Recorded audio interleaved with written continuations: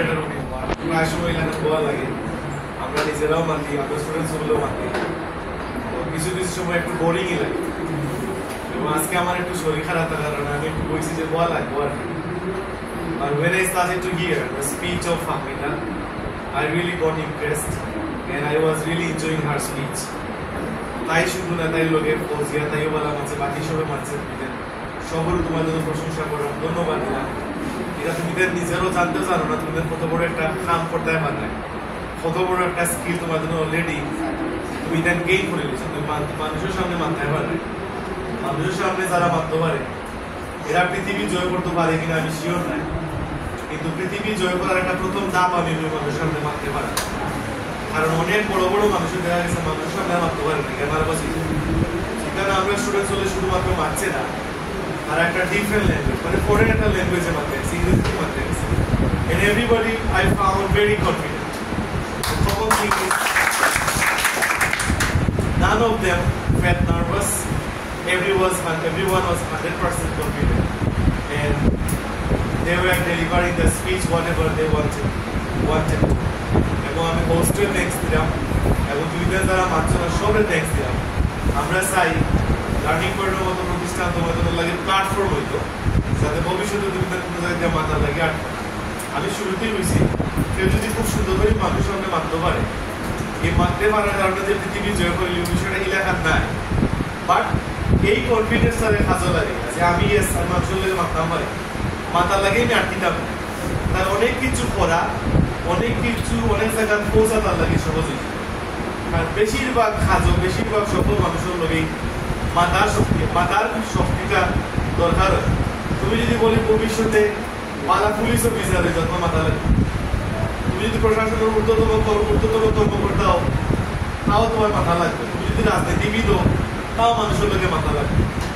তুমি যদি আমি সবসময় মজা করে আমি মানুষের লোকে তুমি একটা বিপদ করিয়া টেকাও আনতে আসতাম, তাহলে তুমি সিস্টেম করে মাতিয়া বুঝিয়ে আছে, তুমি তার লোকে মাতিয়া তার বুঝ দিয়ে তার টেকা আনতে মনে করো তুমি টেকা একবার ভাগ করে দিতে পারলে নাই, বাট তাদের বইটিও বুঝিয়ে আছে ভাই 1 ঘন্টা লাগে আমার টেকাটা।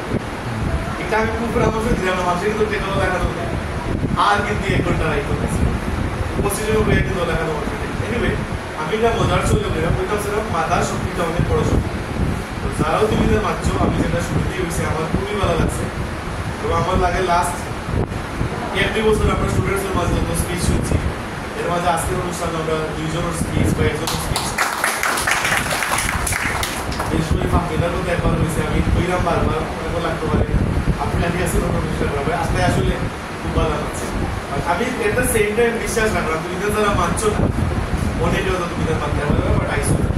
বাট এক্ষেত্রে তোমাদের লাগে অ্যাডভাইস হইল যে লার্নিং পয়েন্টের মতো একটা অনুষ্ঠান, লার্নিং পয়েন্টের মতো একটা ছোট্ট কোর্স এন্ডিং সেরেমনি তুমি যদি মানো, হইতে পারে খুব সুন্দর না, বাট ট্রাই করতে সমস্যা কি।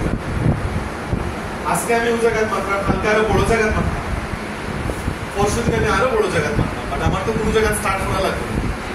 আমি সবসময় লাগে করি যে আমরা যারা টিচার্স আছি, আমরা যারা এই মধ্যে আছি, আমি জানি না কার কোনো অভিজ্ঞতা, বাট আমার ধারণা অনেকের সেম অভিজ্ঞতা। যখন আমরাও নানা লাইফে ফার্স্ট টাইম দাঁড়াইছি, আমরাও নার্ভাস হয়েছি, আমরাও মানুষের লোকের মাথাটা মনে হয়েছে একটা হিমালয় পর্বত, হিমালয় জয় করার মতো একটা ব্যাপার। এটা আস্তে আস্তে মানুষের মাঝে তুমি তো স্টেপ নিতেই পারো। আমার একটা ঘটনা মনে আছে, আমার একটা অনেক আগের হতা করে আমার একটা ফ্রেন্ড ছিলেন, একটা ইংলিশ স্পিকার্স ক্লাবও জয়েন করছি। আমি নাম ধরলাম না কৌশলগত কারণে বা যে কারণেও, এও ক্লাবও বোয়ার পরে একটা ইয়াং বয় মারছিল, মাছ শুনে একটু রেওয়ার ইয়েছি, বাবারে বাবা আমার পরে একটু করে ডাক পড়বো। এও তো অবস্থায় আছে, আমি তারটা গেটগুলো আমি আমার মনে আছে তখন সময় তার তুলনায় আমি একটু কনফিডেন্ট আসলাম, বাট স্টিল আমিও মানুষের সামনে মাথা লাগিয়ে রেডি আসলাম। তার মানে এই যে মানুষের সামনে দাঁড়াইলে আমার একটু আনইজি লাগে বা একটু নার্ভাস লাগে, এটা তুমি ওটা মনে করতে হয় এটা আমার লাগে যে ব্যতিক্রম, তাহলে আমি আলাদাই লাগিয়েছি। কিন্তু আমার এই চ্যালেঞ্জটা নিতে হবে, আমি যদি মানুষের সামনে দাঁড়াই নার্ভাস হয়ে যাই, still I need to take that challenge. যদি আমি একদিন সাহস করে দাঁড়াই যে একটু নার্ভাসিও দাঁড়াই যাই, this is guaranteed, this is written guaranteed. তুমি সেকেন্ড দিন দাঁড়াইলে আর একটু গুড ফিল করো, থার্ড ডে তুমি আরো গুড ফিল করো, ফোর্থ ডে দেখা যাবে অ্যাটলিস্ট তোমার নার্ভাসনেসের কোনো সমস্যা নেই। মাথায় কিন্তু আবার দিকটার সমস্যা, বাট নার্ভাসনেসটা তোমার সমস্যা। সো আমি যদি নার্ভাসনেসটাকে বাড়িয়ে দিতাম পারি, আমি একটা কনফিডেন্ট মানুষ হিসেবে গড়ে উঠতে পারি, এটার কোনো অবস্থাতে ছোট করে দেখা সুযোগ নেই। এবং আমি একটা জায়গা যত আটকে থাকছি, কনফিডেন্সও মাত্রা, মাথার স্কিলের কথা মাত্রাম। এটার কথা আমি একটু যে শেয়ার করতে চাই। গতকালকে আমার গ্রামের একজন আমার চাচা সম্পর্কে, তার প্রায় আমার সমবয়সী, আমরা ছোটবেলা আরো একলগে আমরা খেলছি, তাদের লগে দেখা হয়েছি। তার লম্বা এই লাইফের মাঝে বেকার, লাইফে অনেকবার দেশের বাইরে যাওয়ার চেষ্টা করছেন, দেশের বাইরে দেখা পারছেন। আমি দেখছি তার কি পরিমাণে হতাশার মাঝে থাকার। আমি সবসময় একটা ভাবি যে একটা মানুষের কিলা এইমলেস ভাবে আস্তে জীবন যায়, না গেছে বিদেশ, না গেছে করছে দেশের কিছু। আর তাইনোর প্রসঙ্গটা আমি উদাহরণ আনছি, তাইনোর মাঝে যদি একটা স্কিল থাকতো, এটলিস্ট আমি কামটা করতাম না। আমি কিচ্ছু করতাম না পারি, আমি বালা সবজি ক্ষেত করতাম পারি। যে সবজি ক্ষেতের মধ্যে আমি করতে পারবো, সবজির ক্ষেত হলেও পৃথিবী বিজয় করতে পারবো। এটা আমি কিন্তু কিছু বক্তব্য দ্বারা কিন্তু বড় বড় মাথা লাগে মাত্রাম না। তুমি যেন দেখছো চ্যানেল যে সময় রিপোর্ট করে কত বিপ্লব মানুষ সবজি ক্ষেত হলেও করতে পারে, সবটা বিপ্লব করাইতে পারবে না। আমার মতো সাধারণভাবে কৃষকের তো মানুষের মূল্যায়ন দেয়, বা কৃষকের মতো কৃষক হইতে পারলে আস্তে পৃথিবী তারা রেসপেক্ট করতে পারবে। চ্যানেল এটা রিপোর্ট করতে আমি যে মানুষের কথা বলতাম, তার মাঝে যদি একটা কোনো স্কিল থাকতো যে আমিও জিনিসটা জানি, তাহলে হতাশার সাগরে নিমজ্জিত হইয়া হতাশার দিন কাটানো লাগবে। তাহলে আমি স্কিলের কথা ব্যবহার রয়েছি, মানুষের মাথাটা একটা স্কিল, অন্য যে কোনো কাজ করতে পারে একটা স্কিল, ভালো রান্না করতে পারে একটা স্কিল, ড্রাইভিং করতে পারে একটা স্কিল। কিন্তু মানুষটার সব স্কিলও পারদর্শী হয় না। কোন একটা স্কিল তুমি যদি অর্জন করতে পারো, তাহলে এই স্কিল আত্মবিশ্বাসে তুমি লাইফে আরো অনেক কিছু অর্জন করতে পারো। সাপোজ তোমার এই মুহূর্তে একটা স্কিল আছে যে আমি ইংরেজিতে মারতাম পারি, এই স্কিল যদি তোমার মাঝে থাকে, আমি আসলে সুন্দর করে মারতাম পারি, তাও ইন্টারন্যাশনাল একটা ল্যাঙ্গুয়েজ আমি মারতাম পারি, এই স্কিলটা কাজে লাগে তুমি লাইফে আরো অনেক অনেক স্কিল অর্জন করতে পারবে। তুমি কম্পিউটারও বলা করতে পারবে, অনলাইনের ওয়ার্ল্ডও বলা করতে পারবে, ফ্রিল্যান্সিংও বলা করতে পারবে, আরো অনেক কিছু আছে আমরা জানি, আমি নাই বললাম। এবং তুমি যদি কনফিডেন্স কাজও লাগে, আত্মবিশ্বাসের কাজও লাগে, তুমি যেন আরো ভালো ভালো কিছু অর্জন করো। আমরা চাই লার্নিং করে তোমার তো সূচনাও, আর আরো বড় জায়গা তুমি চাইতে, আরো বড় জায়গা তুমি পাত্তায়, এই প্রত্যাশা জানাই আমি আমার মাছ শেষ করবো। তবে একটু ইন্সপিরেশনও লাগে তোমার কথা কইলাম, তুমি আজকে বালা করায়, বালা মাত্রায়, ইংলিশ বালা করে জানতায়, ভবিষ্যতে যাই তুমি আরো ভালো জায়গা যেতে, আরো ভালো কিছু করতায়। যদি কোনো জায়গা যেখানে না পারো, বালা ইংলিশ জানো, এটলিস্ট রানিং পয়েন্ট তোমার কেন লাগে, অপরচুনিটি আছে কাজ করার, আমরা লোকের জয়েন করা। কেউ যে চাইলে আমরা তারা নিতামই পারবো এলাকার নাই, আমরা প্রয়োজন থাকতে হইব, but at least you can knock at our door. Learning Point always appreciates its students, Learning Point always welcomes its students. আমরা চাই আমরা সবসময় স্টুডেন্টস হলে আমরা লোক কাজ করবো। আর যেটা আমি ইন্সপিরেশন লাইক করেছি, তোমাদের ম্যাম সাদিয়া ম্যাম, বিধান জানো কিনা জানি না, তাই আমরা লার্নিং পয়েন্টের কোর্স করার সময় বিলিয়ার স্টুডেন্ট আসলে ভালো পারফর্মার আছে, এবং পরবর্তীতে আইএল স্কুলে একটা ভালো স্কোর করছে, তাই না আমরা নক করছে না, আমরা দেখেও ভালো। আমি একটা ক্লেম দিয়ে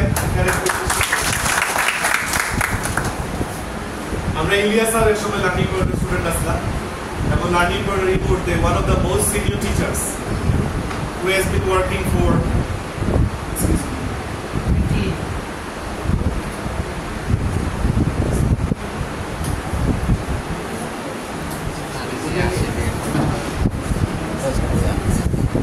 আমি পারি না পছন্দ করতে পারো লাইভ। আমি যদি তারা না থাকতে উপস্থিত, একটু মাত্রা একটু বেশি রিয়েলিস্টিক মনে হইল, অথেন্টিক মনে হইল। বাট আমার সামনে এই মধ্যে তিনজন মানুষও আছে যারা কোনো না কোনো সময় স্টুডেন্ট আছে, মানে এই মুহূর্তে যারা টিচার হিসেবে তারা দেখায়, একসময় তারাও লার্নিং কন্ট্রোল আমার স্টুডেন্ট হিসেবে আইসন করছে। তার মানে আমি যে কথাটা বললাম একদম রিয়েলিস্টিক মাঝে মাত্রাম, তোমার দ্বারা যদি ট্যালেন্ট থাকে ভালো থাকো, তুমি এটলিস্ট আমরা সিভি দিতে পারবে। এবং আমরা চাই না তুমি আমরা রেকমেন্ড করবো, আমরা বড় জায়গা তো করতে পারতাম, বড় জায়গা দিতে পারতাম, কোনো জায়গা যদি না হয় রানিং করে দিচ্ছি, রানিং করে তোমার আছে, তুমি ইন্সপায়ার্ড কিছু ফিল করছো, আমি জানি না কত তুমি ফিল করছো, মোটামুটি ইন্সপায়ার্ড ফিল করছো।